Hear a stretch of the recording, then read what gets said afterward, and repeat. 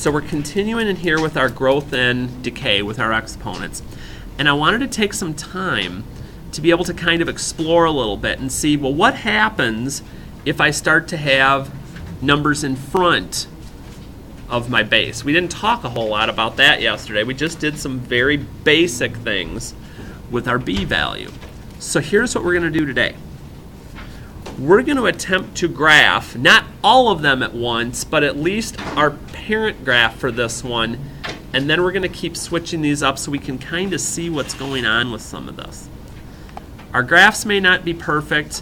Some of you may even choose you want to deal with colors instead, but here's what I would plan right now. Okay, we're going to get our parent graph in here first. So we'll just deal with 2 to the x. We took a look at this yesterday, but want to take a peek at it again. So let's see. Now what do I know about this? Is this going to be growth or decay? Growth. Now why is that again? Yeah, my b value, this 2 here, is greater than 1 is. So, okay, let's take a peek. Okay, I see what it looks like. Now what I want to do is, like we did yesterday, I want to get some values, and I'm going to go ahead and I'm going to plot this. And I'm going to use like dots for 1 and a color for 1 and some things like that. If you're more, again, color-oriented, I got lots of them up front. If you want to go that route, I'm going to stick to some shapes and things here instead. And I'm just going to go ahead, plot the points, and get my initial graph made, because this is going to get,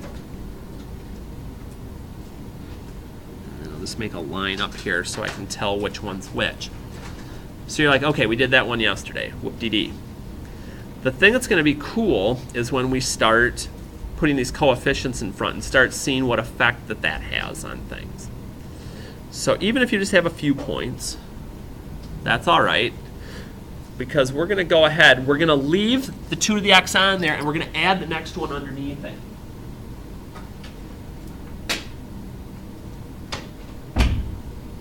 Because I want us to be able to see what happens when, and you can do this one of 2 ways.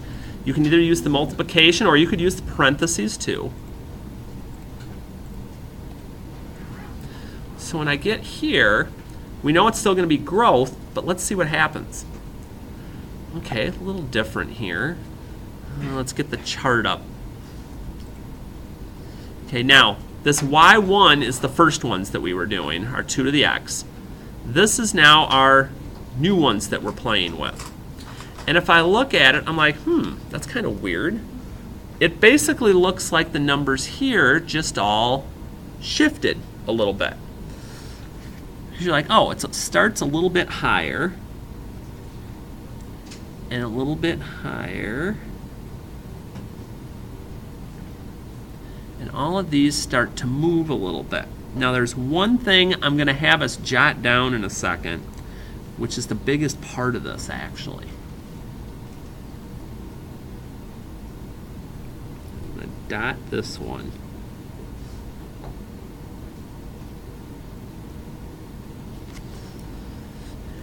Here's one thing I'm going to have you do on each of these. Once you get that plotted, I'm going to come back down, oops, once I turn the calculator back on, I'm going to come back down to where x equals 0, because I want us to take a peek at the x-intercepts with these. Because our first one was at 0, 1, just like most of the ones we were doing yesterday were. But when I get to the second one, notice my y-intercept moved up to 2. Wonder if there's some sort of pattern involved here, because if I take 1 and I multiply it by 2, it's 2. I wonder if that's going to happen when I get to this one. Let's find out.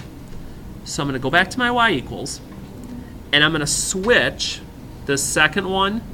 All I'm going to do is change that initial coefficient, my a value, to 5. So it becomes letter C. And I'm going to change up colors this time too and go to red. So when I graph it, I notice, ooh, it's a lot sharper, it's a lot steeper in how quickly it goes up. Well, let's look at our table here. Let's go back to 0.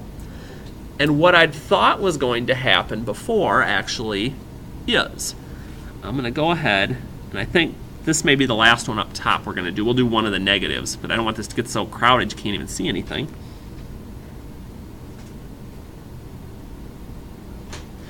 So we'll go ahead, we'll get these plotted until we run out of room.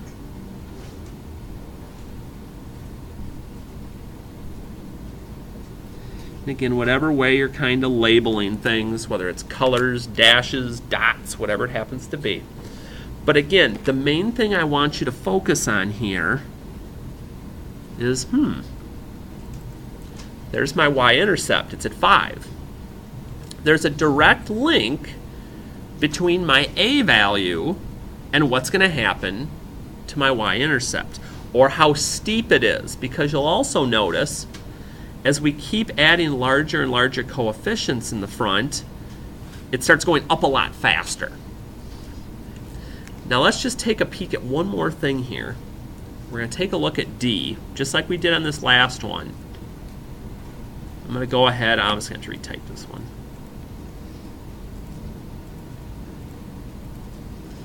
So I'm going to put that negative coefficient in front, and let's see what happens.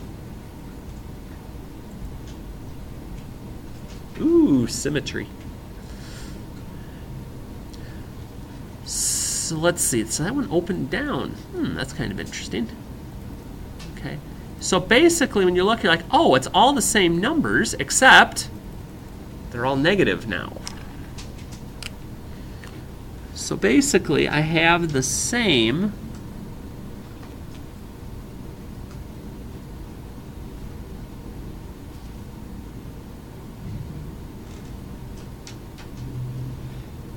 values that I had before,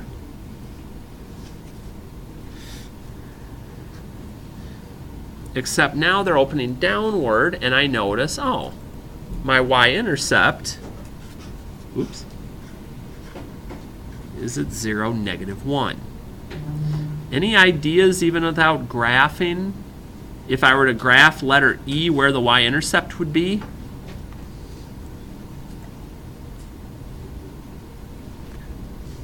It would be at 0, -3. So here, in general, is what we're trying to accomplish here, what we're trying to discover. When we're looking at A on the graph, it's going to affect two things. It's going to affect the steepness of the graph. The bigger the number, the steeper it gets. Or if it was a fraction in front, it may go down at even less steep of a pace. And it also moves the y-intercept. And we saw that firsthand, that basically the number in front, that's how it moved up and down, or if it flipped downward or any other thing like that.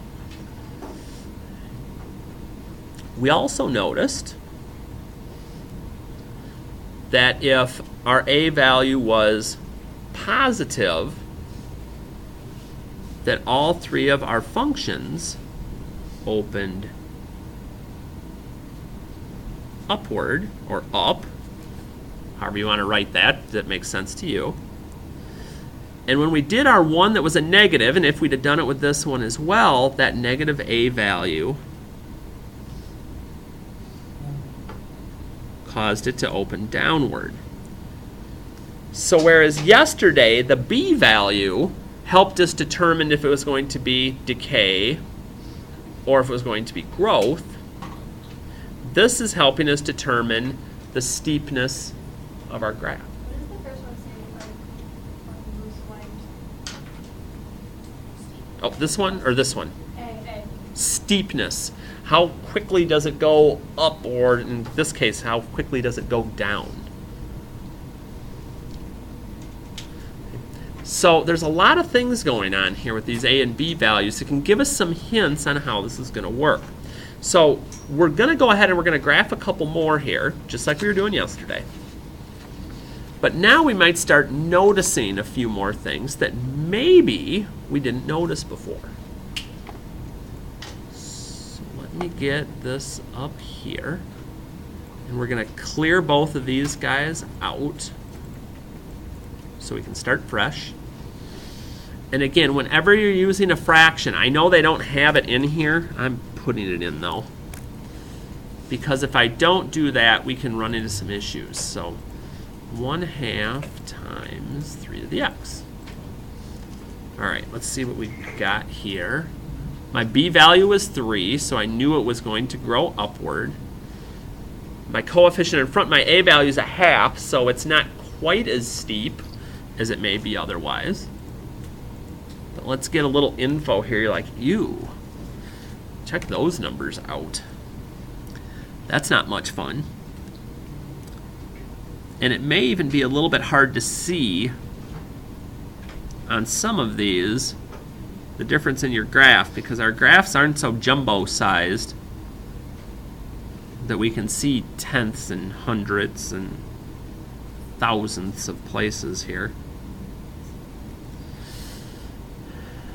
So as I'm jotting those down and I'm getting ready to graph this, I'm just taking a peek at some of the more negative numbers, and I'm noticing, just like it did yesterday, we're approaching 0, but we're not going over it. Because again, that e just is talking about how many decimal places is moving. It's not making it a negative number.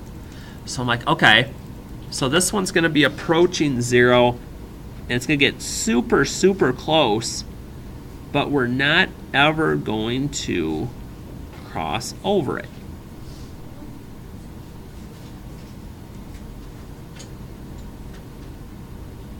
We'll hug that x-axis,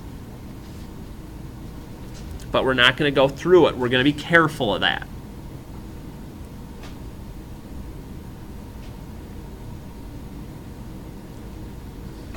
So let's see here. Well, we have a picture now, so we see its growth. What's my growth rate? 3. Okay, because remember, that's just going to be my b value on these. My y-intercept, consequently, just like it was before, is directly related to that a value.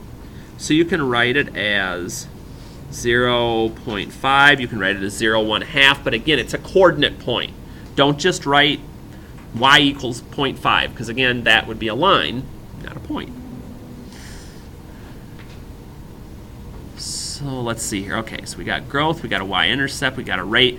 What about my domain? What about my x values? Right, and just like we said before, when we're doing growth and decay, that's going to be your domain every time.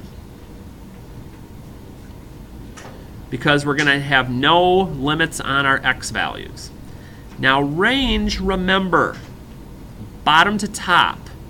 0 to infinity. Yep, we approach 0 and we go to infinity. We're good. And then end behavior one more time. And I always want to remember, I'm going to have one x that's approaching infinity and one that's approaching negative infinity. And again, x's with infinity just means we're going to the right. With negative infinity, it just means we're going to the left. So as I'm going to the right, what's happening to my y values? They're going up and forever up, so they're heading to positive infinity. But as my graph moves to the left towards negative infinity, what's happening to y? 0. It's approaching 0. It's not going to negative infinity. It's not going forever down. There's a limit. There's that wall there of my x-axis, and that's all I'm looking to get here. Okay. Now I think you might be ready for the fun one here, because we have to be careful. Let's actually punch this one in first before I start asking questions, because I think otherwise we could. All right, so our exponent now is negative x. I wonder what a negative exponent's going to do to this.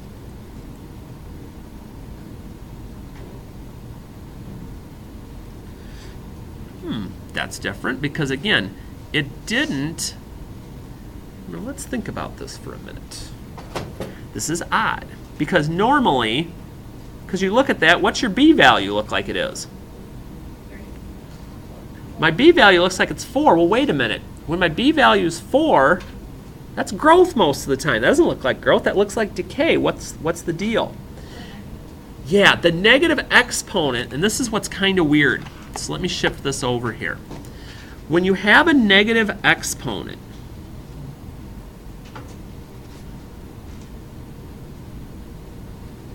what it does is it does what we call mirroring, or mirrors the graph. Sort of like when you look in the mirror and you may have like a word going across your chest, but you look in the mirror and it looks backwards and flipped and all this other stuff. That's what's going on here. So here's the weird thing. If I were to take this 4, this B value, and I were to mirror it, I were to flip it,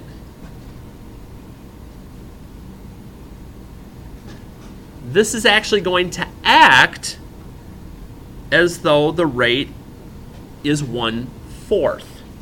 So if you ever see a negative exponent, whatever value that is, you need to take its reciprocal because that's the way it's going to act. So even though my B value, and looking at that, is positive, and it's also greater than 1, it still ends up being decay. It's kind of weird. So let's see, let's actually get some picture going here of what this is going to look like. Some of you guys are like, Hardy, we can't graph 192, and we can't graph 48. I understand these things. So we will just graph with what we can.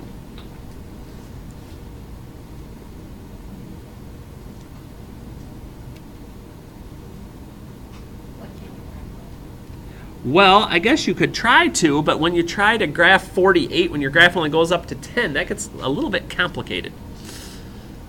So we'll just basically graph what we can get in here.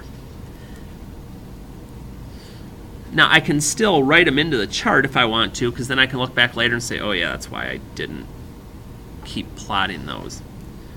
But I do want to make mention of something that did stay normal. And that would be the fact that our y-intercept still goes hand in hand with our a value. Until we get into shifts, which we're going to do here momentarily, that's always going to be how I can find my y-intercept. It's just going to be that value, that a value, that's in front. So, okay. So we talked a little about the mirror here, a little bit how that affects things. Let's see if that affects my domain and range at all. What's my domain again on this? Negative infinity to infinity. That's still not changing. Whether it's opening up, down, left, right, doesn't matter. Still going to keep doing that. Range.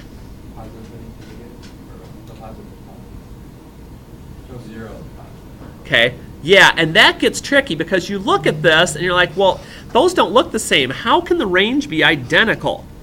It can, because what I've got to remember with range is I'm always starting with the bottom and going to the top. It doesn't matter where that bottom happens to be, whether it's at the left or whether it's at the right. It's that it's bottom to top. And I can't flip those. I can't call it like positive infinity to 0. That wouldn't make sense because then I don't have my least to greatest values working. But it may switch my end behavior a little bit. So again, we're always going to have a positive and a negative infinity for our x's. We're just checking to see what effect, oops, I'm off the screen, the y's have as we're doing this. So I start looking at my graph and I say, okay, as x goes to infinity, as x goes to the right, what is y approaching? 0. Because it kind of gets near that x-axis and kind of tails off.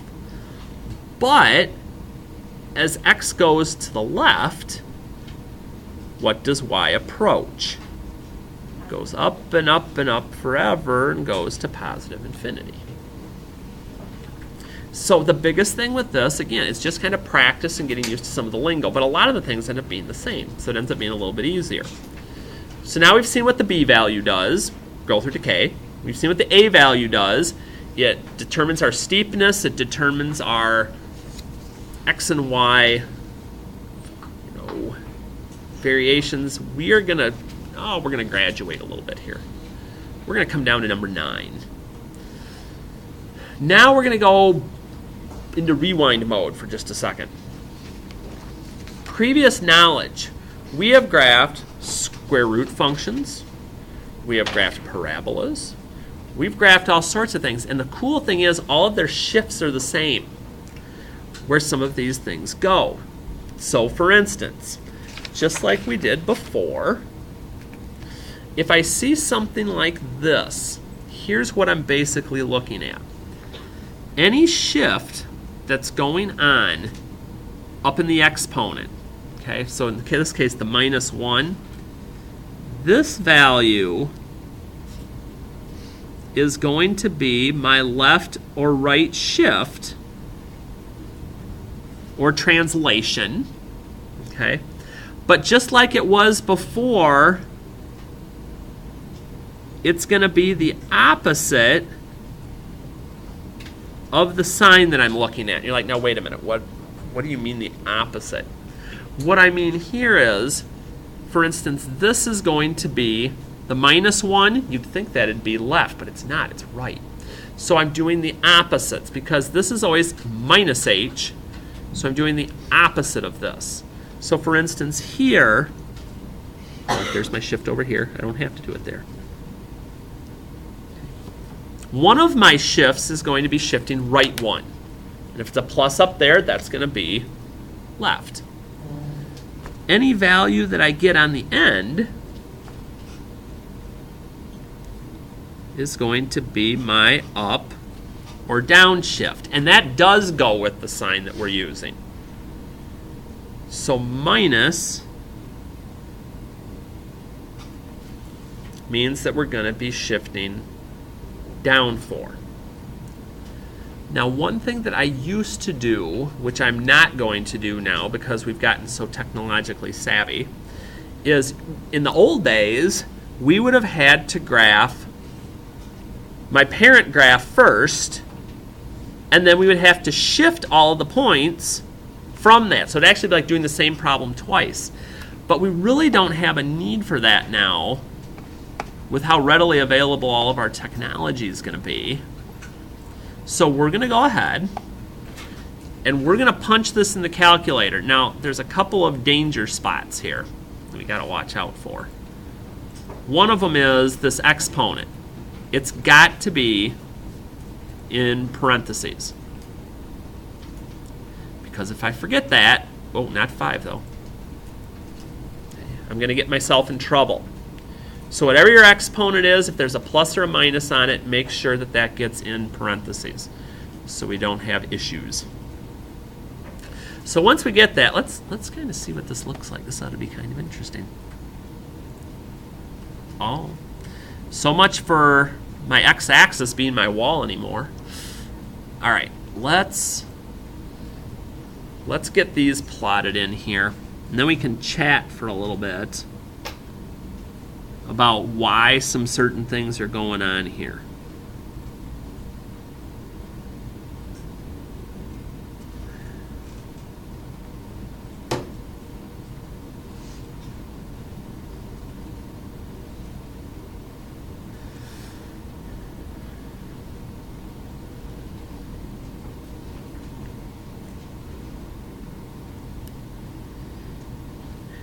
I'm just going to go ahead and plot those while some of you are jotting them down on yours as well.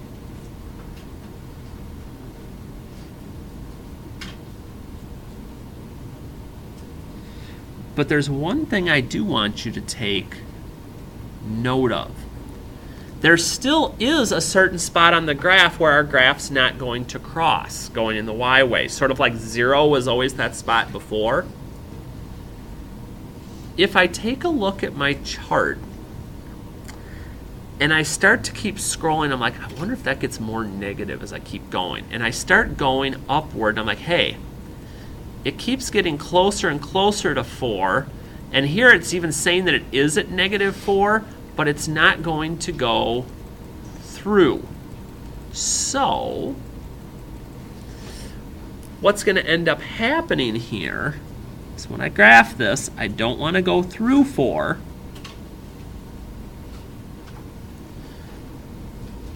Because that's my new, wall of sorts. My domain, even with this shifting, does not change. It's still just -infinity to infinity. My range, however, whenever there's an up or a down shift, moves.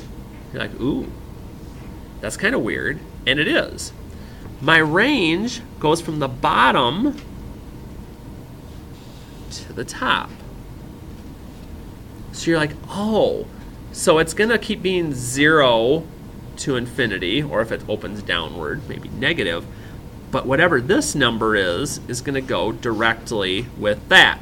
Whatever my up or down shift is directly goes along with my range. And it's true. I don't even have to look at the graph and I'd be able to start figuring out what the domain and range are. And that's a cool trick. So like for instance, if you had a problem given to you like this that said, okay, what's the shift, what's the transformation in the following functions, and then do the domain and range. What's my shift in this first one going from f to g of x? Down 3, because it's not up in the exponent. My domain still does not change at all. Is my range going to change at all? Right. It's going to start at -3 and go to infinity because I had an up or a down shift. So you're like, well, I can just do domain on all of these because domain isn't going to change. Well, that's true. So let's see here. 11. What's my shift going to be in 11? It's to the right one. Is that going to change my range? No. The only time my range changes is going to be if there's an up or a downshift.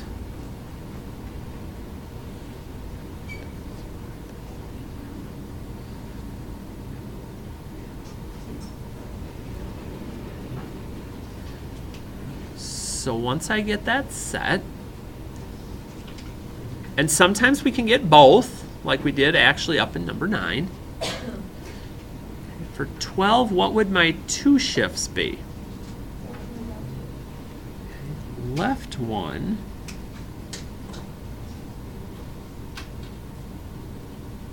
And down 2. Ooh, now the question of the day. What's that do to my range? Yeah. -2 to infinity, because it's only that up or down number that matters to me. So we're starting to see, okay, this stuff can move around a little, but nothing's going to be too bad. All right, we're just going to get a couple of applications in, and then we're going to be set here for now. And what we're going to do the first couple of days next week is just keep playing with the graphs, keep playing with the application models. I'm not going to do anything new. This first quiz is basically on the first section, just because there's so much stuff going on. So I don't want to overspeed it here. Okay, real life quantities. Increased by a fixed percent each year or other period. Okay, there's this growth model, and it looks like this, where A is what you start with. So maybe it's some money that you have in a savings account or something.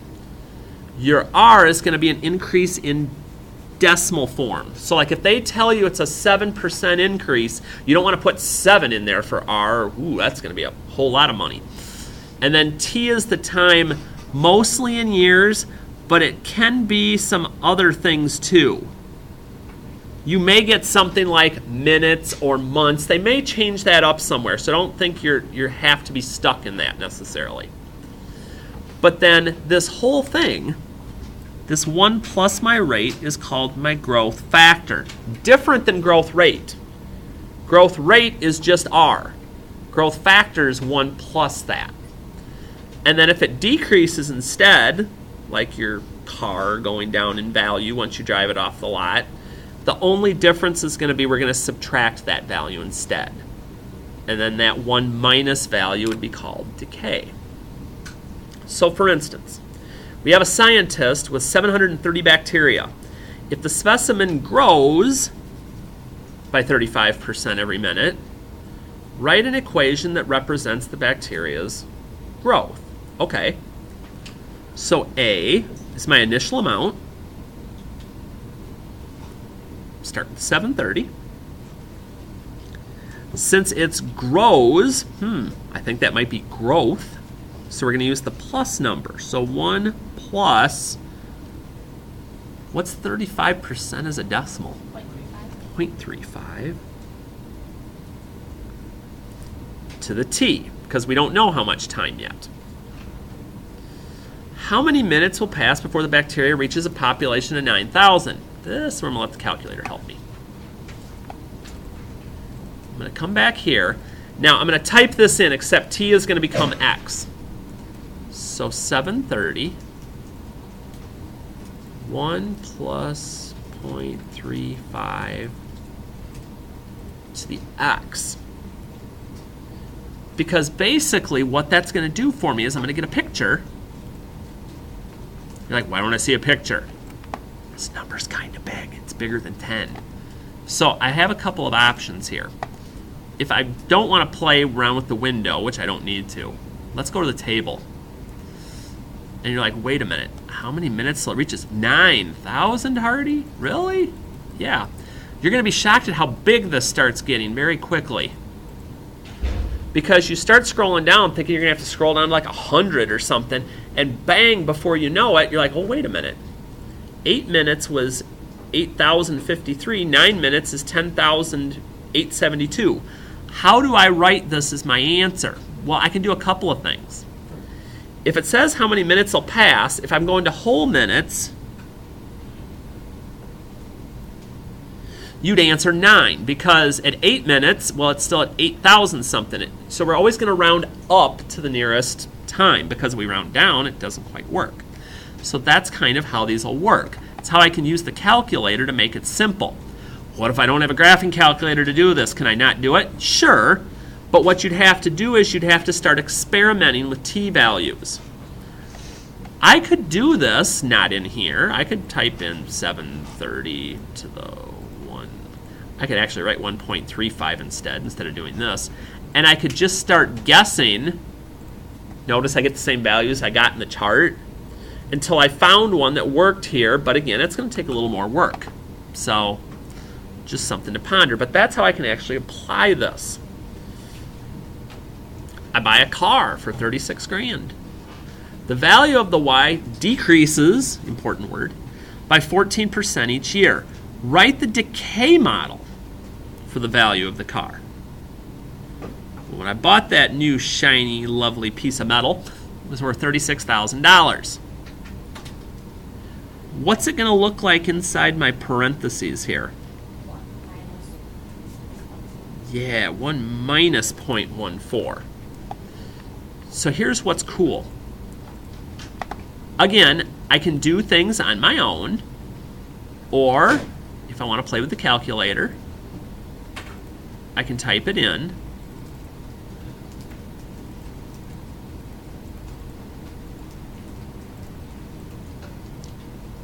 And use my chart. Again, I don't have to see the picture of this. And so it asks what the approximate value is after 3 years. I'd just go down to where x equals 3 and go, holy crap, my car's lost $13,000 of value in 3 years. Oh, yeah. And then once you get it on your calculator, when it says estimate when the car will have a value of 15,000. Okay, let's see. 19, 16. looks like about 6 years in. Because at 5 years, it was still worth almost 17. So we just go to that nearest year and work it out that way.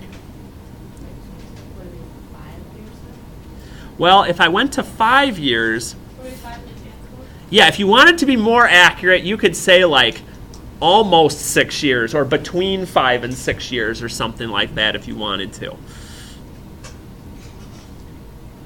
Yeah, if you want to get real accurate, you can with these. One last one I want to take a peek at. Yes, I'm actually going to flip over here for a minute. I want to do one interest problem. We'll actually do these other ones again and finish this up next time I see you, but for now, and again, formulas like this you'll always be given. You do not have to memorize them. So, interest. Okay, let's chat here. So to find my interest, I'm always going to take my principal, not the people that are down in the office, but money you start with, and I'm going to do 1 plus my rate, again, as a decimal. How do I do 8% as a decimal? Yeah, 0.08. Now this is the part that gets fun. N is the number of times compounded in 1 year. Annually would be once. It only happens 1 time a year. But the other stuff you have to get used to, like quarterly, this would occur 4 times a year. Daily, it would occur 365 times in a year. And you'd think, wow, I'm going to get a lot more money. Well, you're going to find out that's not quite the case here in a minute. But when I'm doing my formula, this is going to be my n value when they talk about n up here. So 1, and then my exponent is 1 times, find the balance after 1 year. Okay, so my t is also going to be 1 on these. So for each one of these, and there's not a fancy way to do it, where you can do them all at once. Got to do these separately. But the only part of the entire form that's going to change is that n value. Everything else, and I'm just going to write them out first. Oops.